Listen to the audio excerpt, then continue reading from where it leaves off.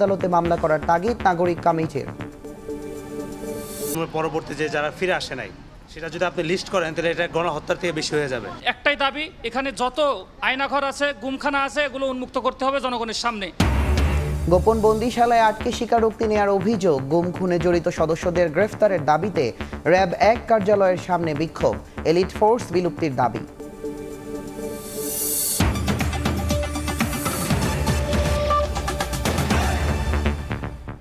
প্রবাসের সময় সঙ্গে আছি আমি তুষার আহমেদ ইমন। আওয়ামী লীগকে নিষিদ্ধ করার ব্যাপারে সরকার শিগগিরই পদক্ষেপ নেবে বলে জানিয়েছেন স্থানীয় সরকার পল্লী উন্নয়ন ও সমবায় উপদেষ্টা আসিফ মাহমুদ সজীব ভুইয়া। শুক্রবার বার্তা সংস্থা বাসসকে দেয়া সাক্ষাৎকারে তিনি বলেন, আওয়ামী লীগ নিষিদ্ধ করার ব্যাপারে রাজনৈতিক দলগুলোর মধ্যেও এক ধরনের ঐকমত্য তৈরি হচ্ছে, যা ইতিবাচক। দেশের মানুষ তৎকালীন ক্ষমতাসীন দলের অগণতান্ত্রিক এবং একগুঁয়েমি মনোভাব ও কার্যকলাপ মেনে নিতে পারেনি বলেই 5 আগস্টের আগে ও পরে দলটি নিষিদ্ধ করার বিষয়ে ঐকমত্য প্রতিষ্ঠিত হয়। বিএনপির পক্ষ থেকে আওয়ামী লীগ নিষিদ্ধের যে দাবি উঠেছে সেটিকে সাধুবাদ জানান উপদেষ্টা।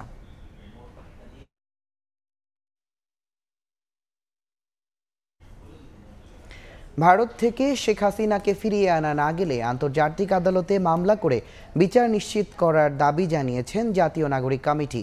শুক্রবার রাতে রাজধানীর কাকরাইলে আলোচনা সভায় নেতারা বলেন, তরুণদের দল সীমাবদ্ধ থাকবে না পরিবারতন্ত্রের মধ্যে। এ অনুষ্ঠানে যোগ দিয়ে কবি ও চিন্তক ফরহাদ মজহার বলেন, ৭২-এর সংবিধানের অধীনে সরকার গঠন করেই বেহাত হয়েছে বিপ্লব। উদ্ধারের প্রয়োজন দ্রুত জুলাই ঘোষণাপত্র। শুক্রবার রাজধানীর কাকরাইলে ডিপ্লোমা ইঞ্জিনিয়ার্স ইনস্টিটিউটে ফ্যাসিবাদ ব্যবস্থার বিলোপ ও নতুন রাজনৈতিক বন্দোবস্ত বাস্তবায়ন শীর্ষক আলোচনা সভার আয়োজন করে জাতীয় নাগরিক কমিটির ঢাকা মহানগর দক্ষিণ শাখা। এ অনুষ্ঠানে যোগ দিয়ে জুলাই বিপ্লবের চেতনা হারানোয় অন্তর্বর্তী সরকারের সমালোচনা করেন কবি ও চিন্তক ফরহাদ মজহার। চুপ্পুকে পদত্যাগ করতে হবে, ৭২ সালের সংবিধান বাতিল করতে হবে। কেন বাতিল করতে হবে? কারণ ৭২ সালের সংবিধান মুক্তিযুদ্ধের বিরোধী। পরে জাতীয় নাগরিক কমিটির প্রশ্ন উত্তর পর্বে কমিটির নেতারা বলেন, জনগণের চাওয়াই হবে তাদের দলের ইস্তেহার। তরুণদের নেতৃত্বে ছাত্র জনতার ঐক্যবদ্ধ প্রয়াসে যে নতুন বাংলাদেশ আসবে এবং এই নতুন বাংলাদেশে যে নতুন রাজনৈতিক দলটি আসতে যাচ্ছে, এখানে ক্ষমতা কোনো পরিবারের মধ্যে কেন্দ্রীভূত থাকবে না। আগামী রাজনৈতিক দলে বাংলাদেশের জনগণের চাওয়াই হবে এই রাজনৈতিক দলের আগামীর বাংলাদেশের ইস্তেহার। যে জনগণের প্রতিষ্ঠান জনগণের নির্দেশে চলবে, জনগণের প্রবলেম সলভ করবে, এটাই তার একমাত্র উপায় হবে টিকে থাকা। আদারওয়াইজ এই ধরনের প্রতিষ্ঠান ভেঙে আমরা আবার নতুন প্রতিষ্ঠান গড়ে তুলব। শেখ হাসিনাকে ফেরানো না গেলে বিচার নিশ্চিতে আন্তর্জাতিক আদালতে মামলা করার তাগিদ দেন নাগরিক কমিটির নেতারা। বলেন, নতুন বাংলাদেশে কোনো ধর্মবিদ্বেষীদের স্থান নেই। যদি শেখ হাসিনাকে দেশে ফিরিয়ে নিয়ে আসা না যায়, সেক্ষেত্রে আন্তর্জাতিক পরিমণ্ডলে মামলা দায়ের করে আন্তর্জাতিকভাবে এই খুনি হাসিনার বিচার অবশ্যই নিশ্চিত করতে হবে। গণঅভ্যুত্থান পরিবর্তিতে বাংলাদেশে কোনো ইসলাম ফোবের জায়গা হবে না, ইসলাম বিদ্বেষী কোনো কথাবার্তা চলবে না, নট ইসলাম বিদ্বেষী কোনো ধর্ম বিদ্বেষী কথাবার্তা চলবে না। এখানে সকল ধর্মের অধিকার নিশ্চিত করতে হবে। কোনো উপদেষ্টা জাতীয় নাগরিক কমিটিতে যোগ দিতে চাইলে সরকার থেকে বেরিয়ে আসতে হবে বলেও জানান নেতারা। শফিকুজ্জামান রুবেল, সময় সংবাদ, ঢাকা। শেখ হাসিনাকে দেশে ফিরিয়ে এনে হত্যা গুমের বিচার দাবি জানিয়েছেন বিএনপি নেতারা। বলেছেন, স্বৈরাচারের বিচার না হলে দেশের মানুষ কোনো দিনই মুক্তি পাবে না। বিএনপি ফ্যাসিস্ট শক্তির কাছে মাথা নত করেনি, ভবিষ্যতেও করবে না বলেও মন্তব্য করেন দলটির নেতারা। রাষ্ট্র মেরামতের ৩১ দফা প্রস্তাবনা তুলে ধরতে রাজধানীর সবগুলো থানা এলাকায় কর্মশালা করছে মহানগর বিএনপি। শুক্রবার বিকেলে নগরীর পল্টন থানা বিএনপি আয়োজিত এই অনুষ্ঠানে সংস্কার প্রস্তাব সাধারণ মানুষের কাছে তুলে ধরেন দলটির নেতারা। ঢাকা মহানগর দক্ষিণ বিএনপির নেতারা বলেন, বিএনপি অতীতে কোনো অপশক্তির কাছে মাথা নত করেনি, আগামীতেও করবে না। শেখ হাসিনাকে দেশে ফিরিয়ে এনে হত্যা গুম খুনের বিচার করার দাবিও জানান তারা। যদি আমাদের দিকে মিথ্যা অপপ্রচারের কোনো চেষ্টা করে থাকে, তাদেরকে আমরা হুঁশিয়ারি দিয়ে বলতে চাই যে বিএনপি কিন্তু কোনো ছোট দল না। বিএনপিকে যে ধাক্কা দিয়ে ফেলে দিবেন সেটা কোনোদিনও সম্ভব না। বিএনপি জানাতেই ছিল আমরা কারো দয়া নিয়ে রাজনীতি করি না। আন্দোলন সংগ্রামের বিনিময়ে আজকে আমরা গণতান্ত্রিক একটি অন্তর্বর্তীকালীন একটা সরকার আমরা পেয়েছি। আমরা চাই নির্বাচনের ব্যবস্থা করে একটি গণতান্ত্রিক সরকারকে দেশ পরিচালনার দায়িত্ব হাতে দিয়ে আপনাদের মতো চলে যাবেন। একই দিন সকালে জাতীয় প্রেস ক্লাবে বাংলাদেশ সাম্যবাদী দলের কেন্দ্রীয় সম্মেলনে বাংলাদেশের বিপ্লবী ওয়ার্কার্স পার্টির সাধারণ সম্পাদক সাইফুল হক বলেন, দেশের মানুষের প্রত্যাশা পূরণে ব্যর্থ হয়েছে বর্তমান সরকার। রাজনৈতিক দলগুলো আমরা অঙ্গীকারাবদ্ধ জনগণের কাছে, ভবিষ্যতে নির্বাচিত পার্লামেন্ট, নির্বাচিত সরকার, জনগণের কাছে যাদের অঙ্গীকার রয়েছে, তারা বাংলাদেশকে নতুন গণতান্ত্রিক অভিযাত্রার দিকে তারা নিয়ে যাবেন। একই অনুষ্ঠানে বিএনপির ভাইস চেয়ারম্যান বরকতুল্লাহ বুলু বলেছেন, শেখ হাসিনার বিচার না হলে মুক্তি পাবে না দেশের মানুষ। 90 দিনের মধ্যে এই সরকার একটি নির্বাচনের রোডম্যাপ তৈরি করে দেওয়া উচিত ছিল। আজকে 180 দিন হয়ে গেল, তারপরও আপনারা বলছেন এখনো সময় হয়নি, কিন্তু আজকে জনগণের দাবি, দেশে আইন শৃঙ্খলার পরিস্থিতি নাই। এদিকে শুক্রবার দুপুরে দেশের বর্তমান পরিস্থিতি নিয়ে বিএনপির স্থায়ী কমিটির বৈঠক অনুষ্ঠিত হয়েছে। যুক্তরাজ্য থেকে দলটির ভারপ্রাপ্ত চেয়ারম্যান তারেক রহমান ও যুক্তরাষ্ট্র থেকে বিএনপি মহাসচিব মির্জা ফখরুল ইসলাম আলমগীর এবং স্থায়ী কমিটির সদস্য আমির খসরু মাহমুদ চৌধুরী ভার্চুয়ালি অংশ নেন। আহমেদ সালেহীন, সময় সংবাদ, ঢাকা। পালিয়ে গিয়েও ফ্যাসিবাদের দোসররা উস্কানি দিচ্ছে বলে অভিযোগ করেছেন জামায়াত ইসলামীর আমির ডাক্তার শফিকুর রহমান। দেশে অনাকাঙ্ক্ষিত ঘটনার দায়ে উস্কানিদাতাদেরই নিতে হবে বলেও জানান তিনি। 2 দশকেরও বেশি সময় পর নারায়ণগঞ্জে জামায়াতের জনসভায় প্রধান অতিথির বক্তব্যে 24-এর চেতনা সমুন্নত রাখার অঙ্গীকার করেন তিনি।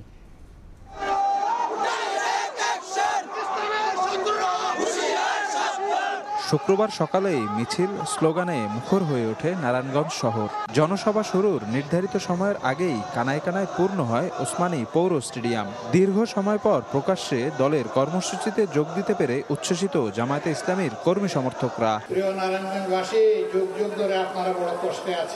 জনসভায় প্রধান অতিথির বক্তব্যে জামায়াতের আমির ডাক্তার শফিকুর রহমান বলেন, জাতিকে বিভক্ত করতে জামায়াতে ইসলামের বিরুদ্ধে 54 বছর ধরে রাজনৈতিক ষড়যন্ত্র চলেছে। সকলেই বাংলাদেশের স্বাধীনতার উন্নয়নের গর্বিত অংশীদার হতে চায়, কিন্তু যখন আপনি 2 ভাগে ভাগ করে টুকরা টুকরা করে সমাজে হিংসার চাষ করবেন, প্রতিহিংসার সংস্কৃতি যখন আপনি গড়ে তুলবেন, তখন তো এই জাতি আর ঐক্যবদ্ধ হতে পারবে না। পার্শ্ববর্তী দেশে বসে পতিত ফ্যাসিস্ট এবং তার দোসররা নানা রকম উস্কানি দিয়ে দেশকে অস্থিতিশীল করছে উল্লেখ করে দেশে বিশৃঙ্খলার দায় তাদেরকেই নিতে হবে বলে হুঁশিয়ারি জামায়াত আমিরের। তারা পালিয়ে গিয়েও দেশকে অস্থির করার জন্য মাঝে মধ্যেই উস্কানিমূলক কর্মকাণ্ড করে থাকে। নারায়ণগঞ্জের স্থানীয় জামায়াত নেতাকর্মীদের দাবি, 2004 সালের পর এই প্রথম উন্মুক্ত জনসভা করার সুযোগ পেলেন তারা। শফিক মুন্সি, সময় সংবাদ, নারায়ণগঞ্জ। মানুষ স্বতঃস্ফূর্তভাবে ফ্যাসিবাদের প্রতীক ধানমন্ডি 32 নম্বরে শেখ মুজিবের বাড়ি গুড়িয়ে দিয়েছে বলে মন্তব্য করেছেন বৈষম্য বিরোধী ছাত্র আন্দোলনের আহ্বায়ক হাসনাত আব্দুল্লাহ। বলেছেন, সম্পদের ক্ষতি না করে ফ্যাসিবাদ বিরোধী লড়াইয়ে দায়িত্বশীল হতে হবে। এদিকে আওয়ামী লীগকে নিষিদ্ধ করা সহ 5 দফা দাবিতে বিক্ষোভ করেছে ছাত্র অধিকার পরিষদ। আওয়ামী লীগের রাজনীতি নিষিদ্ধ, জাতীয় সরকার গঠন সহ 5 দফা দাবিতে বিক্ষোভ মিছিল করেছে ছাত্র অধিকার পরিষদ। বিকেলে রাজু ভাস্কর্য থেকে মিছিলটি শুরু হয়ে ঢাকা কলেজের সামনে গিয়ে শেষ হয়। মিছিল পূর্ববর্তী সংক্ষিপ্ত সমাবেশে অবিলম্বে আওয়ামী লীগকে নিষিদ্ধ এবং দোসরদের বিচার নিশ্চিতের দাবি জানান ছাত্র অধিকার পরিষদের নেতারা। আওয়ামী লীগকে দ্রুত নিষিদ্ধ করতে হবে। যদি নিষিদ্ধ না করা হয়, তাহলে আমরা সমগ্র বাংলাদেশ থেকে এই বিক্ষুব্ধ বিপ্লবীরা আমরা কিন্তু সচিবালয় অভিমুখে লং মার্চ করব। যারা বিক্ষুব্ধ, আপনারা তাদের উপরে উল্টো হুমকি দিচ্ছেন। এই ধরনের কোনো কাজ যদি আপনাদের পুলিশ প্রশাসন করে, তাহলে দেখবেন খুব শীঘ্রই আপনাদের বাড়ির ইটও কিন্তু আপনারা খুঁজে পাবেন না। শুক্রবার বিকেলে ফেসবুক লাইভে আসেন বৈষম্য বিরোধী ছাত্র আন্দোলনের আহ্বায়ক হাসনাত আব্দুল্লাহ। বলেন, মানুষ স্বতঃস্ফূর্তভাবে ফ্যাসিবাদের প্রতীক ধানমন্ডি 32 নম্বরের শেখ মুজিবের বাড়ি গুড়িয়ে দিয়েছে। যে সচিবালয়ে বসে আপনারা হচ্ছেন ধানমন্ডি 32-এর সাথে এবং ভারতের সাথে আপনাদের সুসম্পর্ক বিদ্যমান থাকবে, তাহলে আপনার আওয়ামী লীগকে যেভাবে বাংলাদেশ থেকে অপ্রাসঙ্গিক করে দেওয়া হয়েছে, ঠিক একইভাবে আপনাদেরকে অপ্রাসঙ্গিক করে দেওয়া হবে। আমাদের তরুণদের জোশ এবং প্রবীণদের হোশ এই দুইটা সংমিশ্রণে আমাদের পরবর্তী বাংলাদেশ গঠিত হবে। ফ্যাসিবাদ বিরোধী লড়াই এবং বাংলাদেশ বিনির্মাণে সবাইকে যার যার অবস্থান থেকে দায়িত্বশীল হওয়ার আহ্বান জানান হাসনাত আব্দুল্লাহ। মাহাদ ইসলাম ধ্রুব, সময় সংবাদ, ঢাকা। শেখ হাসিনা নিজ দায়িত্বে ভাষণ দিয়েছেন। এর সঙ্গে ভারতের অবস্থান মিলিয়ে দেখার সুযোগ নেই বলে জানিয়েছেন দেশটির পররাষ্ট্র মন্ত্রণালয়।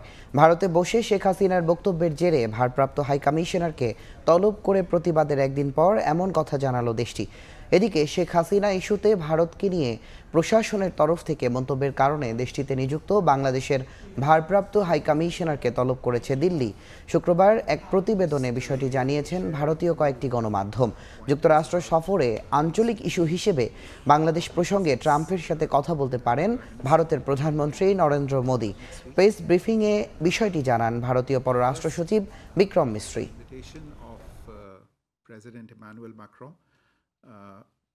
Prime Minister Shri Narendra Modi will be visiting the safety of diplomatic premises. কূটনৈতিক প্রাঙ্গণের নিরাপত্তা নিশ্চিত করা বাংলাদেশ সরকারের দায়িত্ব। আমি বিশ্বাস করি দেশটির প্রশাসন বিষয়টি জানেন। আর যুক্তরাষ্ট্রে এই ইস্যুতে আলোচনা হবে কিনা তা আমি আগে থেকে বলতে পারছি না। সেখানে আঞ্চলিক ও আন্তর্জাতিক পরিস্থিতি নিয়ে কথা হবে। আমি মনে করি বাংলাদেশ ইস্যুতেও কথা হতে পারে।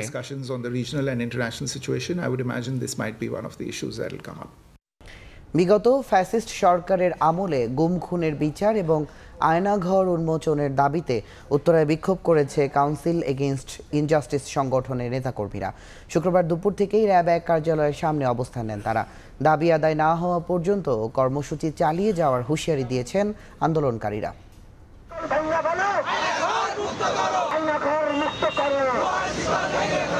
শুক্রবার দুপুর থেকে উত্তরায় র্যাব 1-এর কার্যালয়ের প্রধান ফটক আটকে দিয়ে সেখানে অবস্থান নেয় একদল তরুণ। বিগত ফ্যাসিস্ট সরকারের গুম খুন ও গণহত্যার বিচার এবং আয়নাঘর উন্মোচনের দাবি জানায় তারা। কাউন্সিল এগেইনস্ট ইনজাস্টিস নামে একটি সংগঠন এই কর্মসূচির আয়োজন করে। তাদের দাবি, নিরীহ মানুষকে র্যাবের গোপন বন্দিশালায় আটকে রেখে স্বীকারোক্তিমূলক জবানবন্দি আদায় করত বিগত ফ্যাসিস্ট সরকার। অবিলম্বে তা জনসম্মুখে উন্মোচনের দাবি জানান বিক্ষুব্ধরা। এই আয়না ঘরগুলোতেই হচ্ছে গণহত্যা এবং যে ক্রসফায়ার গুম পরবর্তী যে যারা ফিরে আসে নাই, সেটা যদি আপনি লিস্ট করেন তাহলে এটা গণহত্যার থেকে বেশি হয়ে যাবে। একটাই দাবি, এখানে যত আয়নাঘর আছে, গুমখানা আছে, এগুলো উন্মুক্ত করতে হবে জনগণের সামনে। এই আয়নাঘর গুমখানা যদি মুক্ত না হয়, তাদের এই প্রমাণ যদি জনগণের সামনে স্পষ্ট না হয়, কিছুদিন পরে তারা অস্বীকার করবে। র্যাবের যেসব কর্মকর্তা গুম খুনে জড়িত তাদের গ্রেফতারের দাবিও জানানো হয় অবস্থান কর্মসূচি থেকে। দাবি আদায়ে আন্দোলন চালিয়ে যাওয়ার ঘোষণা দেন সংগঠনটির শীর্ষ নেতারা। স্মারকলিপি দিয়েছিলাম, কিন্তু র্যাব হেডকোয়ার্টারের উনি মহাপরিচালক বলেছিলেন তাদের নাকি তার জানা নাই কোনো গুমসেল আছে নাকি নাই। আমরা আর এই সুযোগ তাদেরকে দিব না। আমাদেরকে মিডিয়ার সামনে এই গুমসেলগুলো উন্মোচন করে যেতেই হবে। আমরা প্রতিজ্ঞাবদ্ধ হয়েছি, সময় হলে ইনশাল্লাহ গুমসেলগুলো উন্মোচন করা হবে। জুলাই গণহত্যার বিচার সহ র্যাব বিলুপ্তির দাবিও জানান তারা। সাদিকুর রহমান, সময় সংবাদ, ঢাকা। প্রাদেশিক শাসন এবং আন্তঃক্যাডার বৈষম্য নিরসনে প্রস্তাবনা দিয়েছে জনপ্রশাসন সংস্কার কমিশন। অন্যদিকে বিচারক নিয়োগে পৃথক কমিশন গঠন, বিভাগীয় পর্যায়ে হাইকোর্টের স্থায়ী বেঞ্চ প্রতিষ্ঠা, রাষ্ট্রপতির ক্ষমা প্রদর্শনে আলাদা বোর্ড সহ বিচার বিভাগের সংস্কারে সুপারিশ করেছে বিচার বিভাগ সংস্কার কমিশন। এ নিয়ে বিশেষজ্ঞ মহলে রয়েছে মিশ্র প্রতিক্রিয়া। আন্তঃক্যাডার বৈষম্য কমাতে নানা উদ্যোগের প্রস্তাবনাকে স্বাগত জানালেও প্রাদেশিক শাসনের প্রস্তাবে আপত্তি অনেকের। অন্যদিকে ঢাকার বাইরে হাইকোর্ট স্থাপন নিয়ে দ্বিধা বিভক্ত আইনজীবীরা। হাসান ওয়ালির প্রতিবেদন। ছাত্র জনতার রক্তক্ষয়ী গণ অভ্যুত্থানের পর জোরে সোরে আলোচিত হতে থাকে বিভিন্ন খাতের আমূল সংস্কারের। সেই আকাঙ্ক্ষা বাস্তবায়নে ধারাবাহিকভাবে 11টি সংস্কার কমিশন গঠন করে অন্তর্বর্তী সরকার। রাজনৈতিক দলগুলোর প্রস্তাবনা এবং সংশ্লিষ্টদের সঙ্গে আলাপ আলোচনা শেষে বুধবার সংস্কার প্রস্তাবনা জমা দেয় জনপ্রশাসন এবং বিচার বিভাগ সংস্কার কমিশন। মুহিত চৌধুরীর নেতৃত্বে গঠিত জনপ্রশাসন কমিশন প্রশাসনে আমূল সংস্কারের প্রস্তাবনা দিয়েছে। আন্তঃক্যাডার বৈষম্য দূর করতে একটির বদলে 3টি পাবলিক সার্ভিস কমিশন গঠন এবং উপসচিব পর্যায়ে পদোন্নতির ক্ষেত্রে প্রশাসনিক সার্ভিসের জন্য বরাদ্দ 75% কোটা কমিয়ে 50% করার প্রস্তাবনা দিয়েছে কমিশন। এসব প্রস্তাবনা নিয়ে মিশ্র প্রতিক্রিয়া রয়েছে বিশেষজ্ঞদের। প্রদেশ করার পরে মানুষের মধ্যে নোয়াখালী ইজম, চট্টগ্রাম ইজম, বা এই আঞ্চলিকতার যে বিষ বাষ্পগুলো এগুলোকে আরও শক্তিশালী করলো, তখন এটা আমাদের জন্য বুমেরাং হয়ে যেতে পারে। বিচার বিভাগের স্বাধীনতা নিশ্চিতে আলাদা বিচার বিভাগীয় সচিবালয় প্রতিষ্ঠা এবং স্থায়ী অ্যাটর্নি সার্ভিস গঠনের মতো সুপারিশে একমত বেশিরভাগ আইনজীবী। নিরপেক্ষ পার্টি সমর্থিত কোনো অ্যাডভোকেট না হয়ে যারা নিরপেক্ষ অ্যাডভোকেট আছে তাদের না হয়, তবে এটা দীর্ঘস্থায়ী একটা সম্ভব। এটা স্থায়ী অ্যাটর্নি সার্ভিস যদি হতো, তাহলে এখন যারা অ্যাটর্নি জেনারেলের অফিস, নিম্ন আদালতে যারা পিপিজিপি হিসেবে কাজ করেন, তারা অনেক বেশি স্বাধীন সার্বভৌম সত্তা নিয়ে কাজ করতে পারতেন। তবে রাজধানীর বাইরে বিভাগীয় শহরে হাইকোর্টের স্থায়ী বেঞ্চ স্থাপন, বিচারক নিয়োগের কমিশন এবং রাষ্ট্রপতির ক্ষমা প্রদর্শনে আলাদা বোর্ড করা নিয়ে একমত নন এই দুই আইনজীবী। কি করে রাষ্ট্রপতির ক্ষমতাটা এক্সারসাইজ করা হবে, যেহেতু কোনো গাইডলাইন নাই, সেই জন্য যখন যার যেভাবে ইচ্ছা সেভাবেই ব্যবহার করা হয়েছে। এই ইনফ্লুয়েন্স হওয়ার কারণে তো আইন চেঞ্জ হতে পারে না, সুতরাং ওই রাষ্ট্রপতির যিনি হবেন তার মন মানসিকতা পরিবর্তন করতে হবে। সংস্কার কমিশনের পূর্ণাঙ্গ প্রতিবেদন এবং সুপারিশমালা রাজনৈতিক দল এবং গণ অভ্যুত্থানের পক্ষের শক্তির কাছে পাঠাবে সরকার। আলোচনায় ঐকমত্যের ভিত্তিতে তৈরি হবে জুলাই সনদ। এটা সৌজন্যমূলকভাবে বলছে। হাসান ওয়ালি, সময় সংবাদ, ঢাকা। অভিনেত্রী মেহের আফরোজ শাওন ও সোহানা সাবাকে ডিবি কার্যালয়ে জিজ্ঞাসাবাদের পর নিজ নিজ পরিবারের জিম্মায় ছেড়ে দেওয়া হয়েছে। একথা নিশ্চিত করেছেন DMP media and public relations বিভাগের উপকমিশনার মোহাম্মদ তালেবুর রহমান। এর আগে বৃহস্পতিবার রাষ্ট্রবিরোধী ষড়যন্ত্রের অভিযোগে দুজনকে ডিবি কার্যালয়ে নিয়ে জিজ্ঞাসাবাদ করা হয়।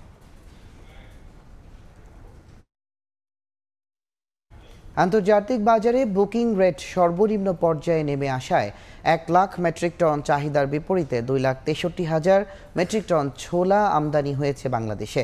শুধু জানুয়ারিতেই 97,000 মেট্রিক টন আমদানি হওয়ায় প্রতি কেজি ছোলার দাম 90 থেকে 95 টাকায় নেমে এসেছে। শাখাওয়াত টিপুর ক্যামেরায় বিস্তারিত জানাচ্ছেন কমল দে। 2 মাস আগেও বিশ্ববাজারে অস্ট্রেলিয়ার ভালো মানের প্রতি মেট্রিক টন ছোলার বুকিং রেট ছিল 880 থেকে 900 মার্কিন ডলার।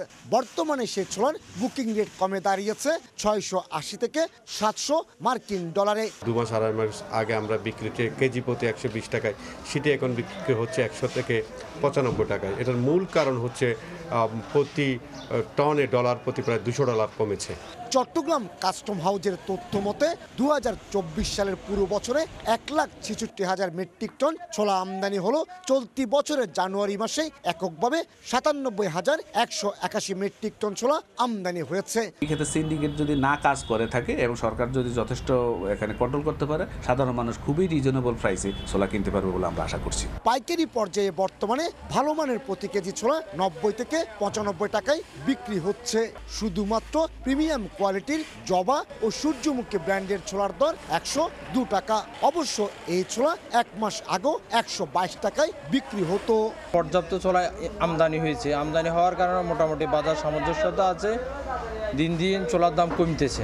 2 বছর আগে ডলার সংকটের মুখে অস্ট্রেলিয়া থেকে ছোলা আমদানি কমে যাওয়ার সুযোগকে কাজে লাগিয়ে টিউনিশিয়া এবং ইথিওপিয়া থেকে আনা ছোলা বাংলাদেশে 100 মার্কিন ডলার বাড়তি দরে বিক্রি করত ভারত। সাম্প্রতিক সময়ে অস্ট্রেলিয়া থেকে সরাসরি ছোলা আসার পরিমাণ বাড়ায় বন্ধ হয়ে গেছে ভারতের এই কৌশল। অ্যাভেলেবেল এলসি করতে পারত না গ্রুপ ইন্ডাস্ট্রি মালিক ছাড়া। বর্তমানে আল্লাহর রহমতে এখন ছোট বড় সবাই এলসি করার সুযোগটা পাচ্ছে, সেই জন্য গিয়ে অ্যাভেলেবেল এলসি হওয়ার কারণে ছোলার বাজার এখন মোটামুটি স্থিতিশীল আছে। রেকর্ড আমদানি হলো কৃষি পণ্য হিসেবে ছোলা আমদানিতে কোনো শুল্ক পায় না চট্টগ্রাম কাস্টম হাউস। আসন্ন রমজানে বাজারে যেমন ছোলার সংকট হবে না, তেমনি দামও থাকবে নিয়ন্ত্রণে, এমনটি বলছেন ব্যবসায়ীরা। চট্টগ্রামের খাতুনগঞ্জ থেকে কমল দে, সময় সংবাদ। শৃঙ্খলা আনতে গোলাপি বাস, ই টিকেটিং ও কাউন্টার পদ্ধতি চালু হলেও আগের চিত্রই দেখা যাচ্ছে রাজধানীর সড়কে। যত্রতত্র বাস থামিয়ে তোলা হচ্ছে যাত্রী, মানা হচ্ছে না কাউন্টার থেকে টিকিট কেনার বাধ্যবাধকতাও। গাজীপুর থেকে যেসব বাস উত্তরার আব্দুল্লাপুর হয়ে রাজধানীর বিভিন্ন গন্তব্যে চলে, সেগুলোতে করা হয়েছে গোলাপি রং। এসব বাসে যাত্রী তোলার ক্ষেত্রেও বাধ্যবাধকতাও আছে, টিকিটও কাটতে হবে নির্দিষ্ট কাউন্টার থেকে। সড়কে শৃঙ্খলা ফেরাতে বৃহস্পতিবার এমন পদ্ধতি উদ্বোধন করা হলেও শুক্রবারই ভিন্ন চিত্র দেখা গেল এ রুটে। যত্রতত্র গোলাপি বাস থামিয়ে তোলা হচ্ছে যাত্রী, দেয়া হচ্ছে না টিকিটও। যাত্রীদের অভিযোগ নেই পর্যাপ্ত কাউন্টার, বাস থামিয়ে ডেকে ডেকে তোলা হচ্ছে গাড়িতে। আমাদের সুপারভাইজারও নাই বা কোনো কলারম্যান কোনো কিছু নাই। যেখানে সেখানে বাস থামুক, পাবলিক যেখানে সেখানে থেকে উঠুক, এটা আমি চাই না। টিকিট কাউন্টারগুলো বন্ধ, আমরা টিকিট পাচ্ছি না, আমরা কি করবো? তার লোকালভাবে উঠে নিয়েছি। সকাল থেকে দুপুর পর্যন্ত এই রুটে গোলাপি বাসের সংখ্যাও দেখা গেছে কম। আব্দুল্লাপুরে 2 ঘন্টার অপেক্ষায় বাস থামে একটি, ভাড়াও নেওয়া হয় বাড়তি। মিরপুর বাড্ডা রুটেও চলেনি কোনো গোলাপি বাস। 50 টাকা যাইতাম, 50 টাকায় আসতাম, এখন তো এই যে 60 টাকা নিল। আমি 100 টাকা নিয়ে বের হয়েছি, আমি আসবার যাব, এখন আমার 60 টাকা নিয়ে আসতে সময় আমার টাকা পাবো কোথায় আমি? সড়ক পরিবহন মালিক সমিতির কোষাধ্যক্ষ SM আহমেদ খোকন বলছেন, নতুন পদ্ধতিতে চালক যাত্রীদের অভ্যস্ত হতে সময় লাগবে। আমরা কিন্তু অলরেডি সকাল থেকে তাদের বিরুদ্ধে অভিযানে নামছি, তারা যাতে যত্রতত্র গাড়ি থামাতে না পারে সে ব্যবস্থা আমরা করতেছি। নতুন পদ্ধতিতে যাত্রীদের সচেতনতা ও চালক হেল্পারদের পর্যাপ্ত প্রশিক্ষণ ও তদারকির ব্যবস্থা নেওয়া হলেই সড়কে শৃঙ্খলা ফিরবে বলে মত নগরবাসীর। আবু সাইদ নিশান, সময় সংবাদ, ঢাকা। টানা 2 দিনের তুষারপাতে নাজেহাল দক্ষিণ কোরিয়া। দক্ষিণ পশ্চিমাঞ্চলে প্রায় 15 সেন্টিমিটারেরও বেশি তুষারপাত রেকর্ড করা হয়েছে বলে জানিয়েছে দেশের আবহাওয়া সংস্থা। বেশ কয়েকটি স্থানে শতাধিক দুর্ঘটনায় আহত হয়েছেন বেশ কয়েকজন। দক্ষিণ কোরিয়া থেকে বিস্তারিত মোহাম্মদ হানিফের রিপোর্টে। আবারও টানা 2 দিনের ভারী তুষারপাতের সঙ্গে তীব্র বাতাসে বিপর্যস্ত দক্ষিণ কোরিয়ার জনজীবন। শুক্রবার সকালে দক্ষিণ গিয়ংয়ন-do, গাংওন-do প্রদেশ সহ বেশ কিছু এলাকায় প্রতি ঘন্টায় 3 থেকে 8 সেন্টিমিটার বেগে তীব্র তুষারপাতের রেকর্ড করা হয়েছে। আবহাওয়া সংস্থাটি জানিয়েছে, বৃহস্পতিবার দুপুর থেকে শুক্রবার সকাল পর্যন্ত কোরিয়ার দক্ষিণ পশ্চিমাঞ্চলে 15 সেন্টিমিটারেরও বেশি তুষারপাত হয়েছে। ভারী তুষারপাতের কারণে বিভিন্ন স্থানে শতাধিক দুর্ঘটনার খবর মিলেছে। এর মধ্যে উত্তর জেওলা প্রদেশের সানচুন ওয়ানচুন এক্সপ্রেসওয়েতে একসঙ্গে 30টি গাড়ির সংঘর্ষ হয়েছে। এছাড়াও মুয়ান গোয়াংজু এক্সপ্রেসওয়েতে কয়েকটি স্থানে দুর্ঘটনার কবলে পড়েছে বেশ কয়েকটি যানবাহন। এ সময় সৃষ্টি হয় দীর্ঘ যানজটের। বৈরী আবহাওয়ায় ব্যাহত হচ্ছে উদ্ধার কার্যক্রম। এদিকে তীব্র বাতাস আর তুষার ঝড়ের কারণে শুক্রবার জেজু আন্তর্জাতিক বিমানবন্দরে 51টি অভ্যন্তরীণ ফ্লাইট ছাড়াও 12টি আন্তর্জাতিক ফ্লাইট বাতিল করা হয়েছে। শীতের তীব্রতা অব্যাহত থাকবে জানিয়ে দেশটির আবহাওয়া অফিস জানিয়েছে, ঠান্ডা বাতাসের কারণে তাপমাত্রা -15 ডিগ্রি সেলসিয়াস পর্যন্ত নেমে যেতে পারে। এমন পরিস্থিতিতে সবাইকে সতর্কতার সঙ্গে চলাচলের নির্দেশ দেওয়া হয়েছে। দক্ষিণ কোরিয়া থেকে মোহাম্মদ হানিফ, সময় সংবাদ। রেসিডেন্স কার্ড প্রাপ্তি, নবায়ন বা পরিবারের সদস্যদের ভিসা ইস্যুতে পর্তুগাল প্রবাসীদের ভোগান্তি চরমে। বছর 2 আগেও জমা দেওয়ার 7 থেকে 8 মাসের মধ্যেই জাতীয়তা আবেদন গৃহীত হলেও এখন অপেক্ষা করতে হচ্ছে 2 বছরেরও বেশি সময়। তারিকুল হাসান আশিকের রিপোর্টে বিস্তারিত। গত 2 বছর ধরেই অন্যান্য সব বিষয় ছাপিয়ে পর্তুগালে সবচেয়ে গুরুত্বপূর্ণ হয়ে ওঠে অভিবাসন ইস্যু। ক্ষমতায় এসেই প্রায় 1 বছরে অভিবাসন আইনে নানা পরিবর্তন আনে ক্ষমতাসীন পিএসডি বা এডি সরকার। 4.5 লাখ রেসিডেন্স পারমিট আবেদনের দ্রুত নিষ্পত্তির লক্ষ্যে ওয়েবসাইট আপডেট করার পাশাপাশি অস্থায়ী সেন্টার খুলেও কাজ শুরু হয়। তবে অভিবাসন সংশ্লিষ্টরা বলছেন, বিপুল সংখ্যক আবেদনের প্রেক্ষিতে পেশাগত দক্ষতার অভাব সহ নানা সীমাবদ্ধতায় এখনও আশানুরূপ সফলতা পায়নি সেসব উদ্যোগ। নতুন রেসিডেন্স পারমিট প্রাপ্তিতে দীর্ঘ সময় লাগার পাশাপাশি নবায়নেও তীব্র ভোগান্তিতে অভিবাসীরা। মেয়াদ উত্তীর্ণের 6 থেকে 7 মাস পার হলেও নবায়নের অ্যাপয়েন্টমেন্ট পাচ্ছেন না অনেকে। ফলে বৈধ হয়েও গুরুত্বপূর্ণ কাজে পর্তুগালের বাইরে যেতে পারছেন না অনেক প্রবাসী। আবার স্ত্রী সন্তান সহ পরিবারকে নিয়ে আসতে আবেদন জমা দেওয়ার অ্যাপয়েন্টমেন্টও বন্ধ দীর্ঘদিন। অন্যদিকে জাতীয়তা আবেদন করেও অপেক্ষা করতে হচ্ছে বছরের পর বছর। এমন নানা সংকটে দিন পার করছেন পর্তুগালের অভিবাসীরা।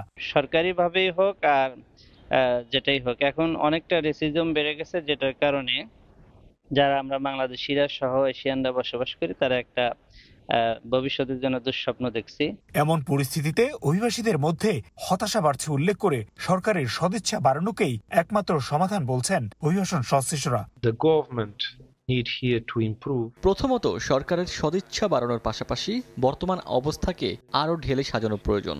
অর্থাৎ সরকারকে মানবিক হয়ে প্রযুক্তিগত উন্নতির মাধ্যমে আইনে থাকা সময়ের মধ্যে পেন্ডিং কেসগুলোর সমাধান করতে হবে। এটি না হওয়ায় অভিবাসীদের মধ্যে মারাত্মক হতাশাজনক পরিস্থিতি তৈরি হচ্ছে, যারা পর্তুগিজ জাতীয়তা পাওয়ার জন্য দীর্ঘ সময় ধরে অপেক্ষা করছে। অভিবাসন সংস্থা আইমা বা জাতীয়তা আবেদন নিয়ে কাজ করা প্রতিষ্ঠান আইআরএন থেকে যথাসময়ে সমাধান না পেয়ে আদালতের দ্বারস্থ হচ্ছেন অভিবাসীরা। তবে আদালতের রায়ের জন্যও অপেক্ষা করতে হচ্ছে দীর্ঘ সময়। বিভিন্ন প্রতিবেদনের তথ্য বলছে, যথাসময়ে নির্দিষ্ট বিভাগ থেকে সমাধান না পেয়ে আদালতে সমাধান চেয়ে মামলা করা হয়েছে এবং অপেক্ষমান সে মামলার সংখ্যা ছাড়িয়েছে 50,000-এর বেশি, যা বাড়তি চাপ তৈরি করেছে পর্তুগালের আদালতের জন্যও। তাই সেখানেও তৈরি হয়েছে দীর্ঘসূত্রিতা। সহসাই এই সমস্যার সমাধান দেখছেন না সংশ্লিষ্টরা। তারিকুল হাসান আশিক, সময় সংবাদ, লিসবন, পর্তুগাল। যুক্তরাজ্যে আয়োজিত হলো বৃহত্তম খুচরা বাণিজ্য মেলা স্প্রিং ফেয়ারের 75তম আসর। একই ছাদের নিচে একত্রিত হন হোম, গিফট এবং ফ্যাশন খাতের প্রস্তুতকারক ও ক্রেতারা। মেলায় প্রদর্শনী করা হয় বাংলাদেশি পণ্যও। বার্মিংহাম থেকে বিস্তারিত সোয়েব কবিরের রিপোর্টে। স্প্রিং ফেয়ারের 75তম আসরে পণ্যের পসরা সাজিয়ে রেখেছেন প্রস্তুতকারকেরা। যুক্তরাজ্যের বার্মিংহাম শহরে 4 দিন ব্যাপী এই মেলার আয়োজন করা হয়। এতে অংশ নেন 1,500-এর বেশি প্রস্তুতকারক। লাখ লাখ পণ্যের প্রদর্শনী করা হয়। বিশ্বব্যাপী পরিবেশকদের মিলন মেলায় পরিণত হয়েছিল পুরো আয়োজন। বাদ যায়নি বাংলাদেশি ব্যবসায়ীরাও। হাতের এমব্রয়ডারি, কার্ড, ব্যাজ অনেক কিছু বাংলাদেশ থেকে আনা হয়েছে। এদের গুণগত মান অনেক ভালো। এগুলো মূলত বাংলাদেশের নারীরা তৈরি করেছেন। আমরা 10 বছর আগে লন্ডনের বাজারে কাজ শুরু করেছিলাম। গেল 5 বছর ধরে আমরা মেলায় অংশ নিচ্ছি। বাংলাদেশে আমাদের কাজের অনেক বড় একটি জায়গা জুড়ে রয়েছে। এইসব প্রোডাক্টগুলো আমরা তৈরি করে চায়না থেকে নিয়ে এসেছে, আর আলহামদুলিল্লাহ গুড রেসপন্স পাইতেছে। গত বছর এই মেলায় বাংলাদেশি নারী উদ্যোক্তাদের অংশগ্রহণ থাকলেও এবার তা ছিল না। তবে বাংলাদেশি পণ্যের পসরা নিয়ে প্রদর্শনী করে যুক্তরাজ্যের বেশ কয়েকটি প্রতিষ্ঠান। তুলে ধরা হয় বাংলাদেশি গ্রামীণ নারীদের হাতে তৈরি করা বিভিন্ন সামগ্রী। সবচেয়ে ভালো লেগেছে এখানে বাংলাদেশি পণ্য আছে, বাংলাদেশি স্টল আছে, বাংলাদেশি ওনারের, এবং বাংলাদেশ থেকে এমব্রয়ডারি পণ্য এনে এখানে বিক্রির জন্য চেষ্টা করা হচ্ছে। প্রদর্শনীর পাশাপাশি ছিল ব্যবসায়িক বিভিন্ন সেমিনার। পোশাক শিল্প প্রস্তুতকারীদের অংশগ্রহণ ছিল বেশ লক্ষণীয়। প্রতিদিনই ফ্যাশন শো এর আয়োজন ছিল। বাংলায় বসন্ত মেলা হলো এখানে প্রদর্শনীতে ঠাঁই পেয়েছে পুরো বছরের নিত্য প্রয়োজনীয় সামগ্রী। উৎপাদকরা তাদের প্রয়োজনীয় সামগ্রী নিয়ে প্রদর্শনীর মাধ্যমে খুঁজে নিচ্ছেন ক্রেতাদের। শোয়েব কবির, সময় সংবাদ, বার্মিংহাম, যুক্তরাজ্য। কুয়েতে শীত ফুরানোর পথে হলেও এখনও ফুরায়নি শীতের আমেজ। শেষ মুহূর্তে তাই শীত উপভোগ করতে কুয়েত প্রবাসী বাংলাদেশিদের উদ্যোগে অনুষ্ঠিত হলো পিঠা উৎসব। অনুষ্ঠানে ছিল দেশীয় নানা পিঠা, ক্রীড়া প্রতিযোগিতা ও সাংস্কৃতিক অনুষ্ঠান। কুয়েত থেকে মঈন সুমনের রিপোর্টে বিস্তারিত। কুয়েতে শীত প্রায় শেষের দিকে, তবে বাংলাদেশি কুয়েত প্রবাসীদের মধ্যে এখনো বিরাজ করছে শীতের আমেজ। বিদেশের মাটিতে থেকেও তারা ভুলেননি দেশীয় সংস্কৃতি। বাঙালি ঐতিহ্য ধরে রাখতেই শুক্রবার কুয়েতের সালমিয়া পার্কে পিঠা উৎসব আয়োজিত হয়। দিনব্যাপী এই আয়োজনে পিঠার পোস্টার সাজিয়ে বসেন প্রবাসী বাংলাদেশিরা। গ্রাম বাংলার ঐতিহ্যবাহী ভাপা পিঠা, পাটিসাপটা, নকশি পিঠা, দুধপুলি, পাকন সহ নানা ধরনের পিঠার সমারোহ ঘটে সালমিয়া পার্কে। বিদেশের মাটিতে নতুন প্রজন্মের সঙ্গে বাংলাদেশের ঐতিহ্য ও সংস্কৃতি পরিচয় করিয়ে দিতেই এই আয়োজন বলে জানিয়েছেন সংশ্লিষ্টরা। এখানে আমাদের বাংলাদেশি ফ্যামিলির বাচ্চারা এই পিঠাগুলো অনেকজন চেনে না, কালচারটা বোঝে না। এই বোঝানোর জন্য, পিঠাগুলোর সাথে পরিচয় করে দেওয়ার জন্য, একে অপরের সাথে মিলেমিশে চলার জন্য আজকের এই আয়োজন। কুয়েতে অবস্থানরত অনেক প্রবাসী বাংলাদেশি শীতের পিঠার স্বাদ নিতে অনুষ্ঠানে আসেন। সঙ্গে নিয়ে আসেন সন্তানদেরও। দেশে শুনছি যে কি বিয়ে করলে শ্বশুর বাড়ি থেকে পিঠা খাওয়া হয়, তা আজকে আন্টিদের পিঠা খেয়ে আজকে আমি আমার শ্বশুর বাড়ির ফিলিংসটা করতেছি। প্রবাসে বসে ভাবির এত কষ্ট করে বিভিন্ন নানান হরেক রকমের পিঠা নিয়ে এসে আমাদেরকে খাইয়ে আমাদেরকে সেই তৃপ্তিটা দিয়েছেন। পান্তুয়া আছে, তেলের পিঠা আছে, পাটিসাপটা পিঠা, চিতই পিঠা। আমাদের বাচ্চারা তো কুয়েতের মাটিতে এসে দেশের যে সংস্কৃতি পিঠা এটার সাথে তো ওরকম একটা পরিচিত না, যার কারণে এই পিঠা উৎসবে আসলে দেখা যাচ্ছে বাচ্চারা পিঠার সাথে ওরা পরিচিত হচ্ছে। এখানে আন্টিরা অনেক মজা মজা পিঠা নিয়ে আসছে, এখানে নকশি পিঠা আছে, ভাপা পিঠা আছে, ডিমের পিঠা আছে, তেলের পিঠা আছে, এখানে নাড়ু আছে। এছাড়াও সেখানে নারী পুরুষ ছোট বড় সবার জন্য ছিল বালিশ খেলা, বল নিক্ষেপ সহ নানা ধরনের খেলার আয়োজন। দিনব্যাপী সবাই একে অন্যের সঙ্গে গান, গল্প, আড্ডা এবং খেলাধুলায় মেতে ওঠেন। পিঠা উৎসবে বাংলাদেশি ছাড়াও দেখা যায় বিভিন্ন দেশের নাগরিকদেরও। ये बातचीत करते हैं और आउटिंग करते हैं और बहुत ही अच्छा है इनमें ये आपस में। इनका कल्चर बहुत अच्छा है, बहुत मजे मजे के इनके पीठे थे, हमने ट्राई किया सब बहुत अच्छा। नेक्स्ट टाइम फिर हम आज जरूर आएंगे। অনুষ্ঠান শেষে বিভিন্ন খেলায় বিজয়ীদের মাঝে পুরস্কার বিতরণ করা হয়। দেশে পরিবার পরিজন ও আত্মীয় স্বজন ছেড়ে দূর প্রবাসে যান্ত্রিক জীবনের মধ্যে বসবাস করা প্রবাসীদের জন্য এমন আয়োজন প্রবাসীদের স্মৃতিকাতর করে তোলে। এমন উৎসব শুধু কুয়েত প্রবাসীরাই নয়, কুয়েতে বেড়ে ওঠা নতুন প্রজন্মের কাছে বাংলাদেশের ঐতিহ্য সংস্কৃতি পরিচয় ঘটাবে বলে মনে করেন সংশ্লিষ্টরা। কুয়েত থেকে মঈন সুমন, সময় সংবাদ। এবারের আসরের নতুনত্ব আনতে পারাটাকেই বিপিএল এর সার্থকতা হিসেবে দেখছেন যুব ও ক্রীড়া উপদেষ্টা আসিফ মাহমুদ সজীব ভুঁইয়া। হাই স্কোরিং ম্যাচগুলো দর্শকরা বেশ উপভোগ করেছে বলেও মন্তব্য করেছেন তিনি। এদিকে বিপিএল এ স্থানীয় ক্রিকেটারদের পারফরম্যান্সে মুগ্ধ বিসিবি সভাপতি ফারুক আহমেদ। এবার বিপিএল আয়োজনের ক্ষেত্রে আমাদের অনেকগুলো চ্যালেঞ্জ ছিল। ইভেন আয়োজনটা হবে কিনা এত স্বল্প সময়ের মধ্যে, বোর্ডে পরিবর্তন হয়েছে, দেশে একটা বড় পরিবর্তন হয়েছে, এই নিয়েও শঙ্কা ছিল। কিন্তু খেলোয়াড়দের দিকে তাকিয়ে আমরা বিপিএলটা আয়োজন করেছি এবং এর ছাড়াও এই জুলাই গণঅভ্যুত্থানে তারুণ্যের যে শক্তি, সেই শক্তির একটা সুন্দর ডিসপ্লের জন্য আমরা সারা দেশে তারুণ্যের উৎসব আয়োজন করেছি। এর কেন্দ্রবিন্দু ছিল বিপিএল। এবার খুব স্বল্প সময়ে তাড়াহুড়োর মধ্যে আয়োজনের কারণে আমাদের কিছু শর্টকামিংস ছিল। দর্শকরা খুশি হয়েছে, যেটা আমাদের সবচেয়ে গুরুত্বপূর্ণ ছিল, যে দর্শকরা কিভাবে আসলে রিয়্যাক্ট করে, কিভাবে তারা এনজয় করতে পারে কিনা। তো সেদিক থেকে আমি মনে করি এবার বিপিএল সফল। আগের যে কোনো বারের তুলনায় অনেক ভালো বিপিএল হয়েছে এবার। আয়োজন করতে সময় কম পাওয়ার কারণে কিছু ভুল ত্রুটি হয়তো হয়েছে, তবে সেগুলো ধীরে ধীরে ঠিক করা হয়েছে বলে মনে করেন বিসিবি পরিচালক আকরাম খান। সমালোচনা না করে বিসিবির পাশে থাকা উচিত বলেও জানান তিনি।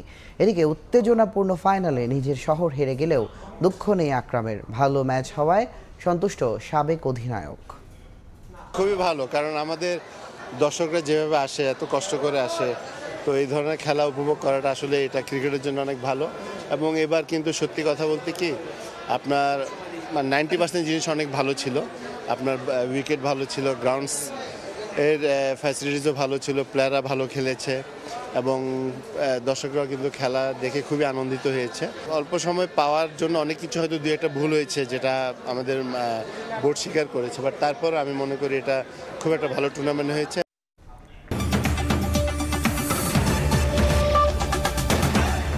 এই ছিল প্রবাসী সময়ে, সঙ্গে থাকুন সময়ের।